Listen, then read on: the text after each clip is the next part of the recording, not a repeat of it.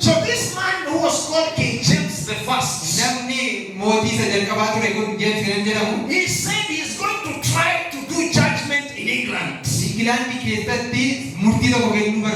And a case was brought before him.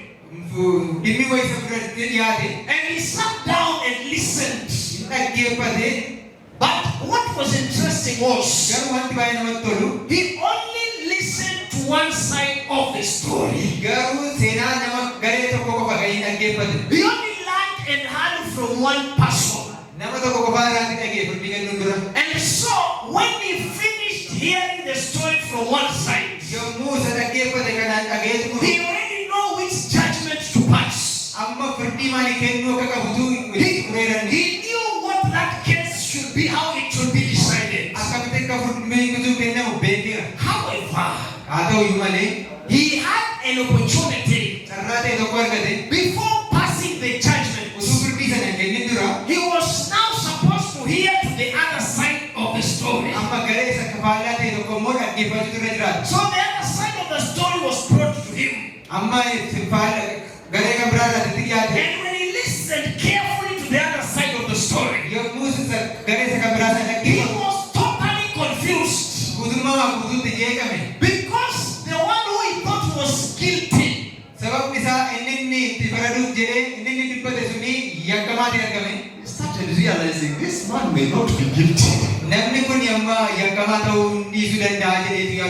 And the one who he thought was not guilty, the one who he thought was innocent, he now appeared to be the one guilty. You see, those people at times who appear to be guilty sometimes are never guilty. So King James was very frustrated. And from that time forward, he stopped being a judge. He said he can never make judgment concerning a human being. And this is what he says. I could get on very well hearing only one side. But when both sides have been heard into my soul, I did not know who was right and who was wrong. You see, friends, when we think about judgment, we think about how human beings make their judgments. And at times the judgments of human beings are never right.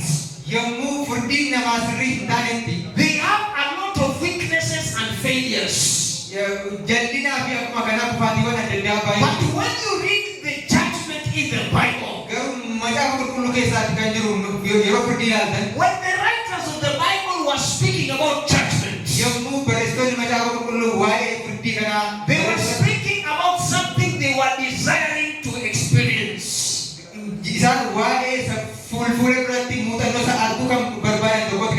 They were speaking of judgment as a very good thing. In the book of Psalms chapter number 96, I'm going to read verse 11 to verses number 13, so that we hear what David was speaking and saying about judgment. The Bible says, let the heavens rejoice, let the earth be glad, let the sea roar, and all its fullness. Let the field be joyful, and everybody who is on the field. Then all the trees of the wood will rejoice. Why were they supposed to rejoice? Verse 13 says, for he is coming. For he is coming. He is coming to judge the earth. So when David is speaking about judgment, he is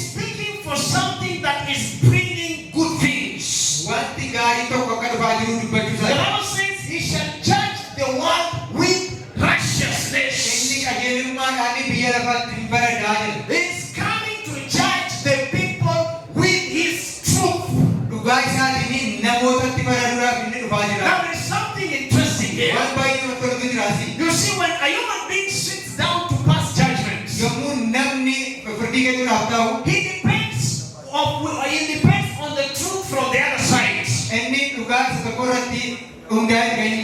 Because a human judge does not know the truth. So God says, when I come to judge, I am coming with my righteousness. I am coming with my truth. I am coming already knowing who is right and who is wrong. And maybe the reason why David was very happy is because he knew the Lord, he knew. He knew who God was. He knew the one who is coming to judge the earth.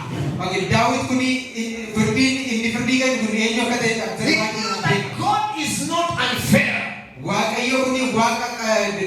He knew that God is loving. He knew that he understands and has a record for everything. The Bible wants you and me to recognize one thing. That judgment is something very important. Because judgment itself is the one that is going to set us free. Actually, in the book of Acts chapter 17 and verses number 31, the Bible says God has appointed a day where he is going to judge the world. Therefore, the judgment of God is not going to just affect few people. The Bible says it is going to affect everybody. That is why the book of 2 Corinthians has this to say. 2 Corinthians chapter 5 verses number 10.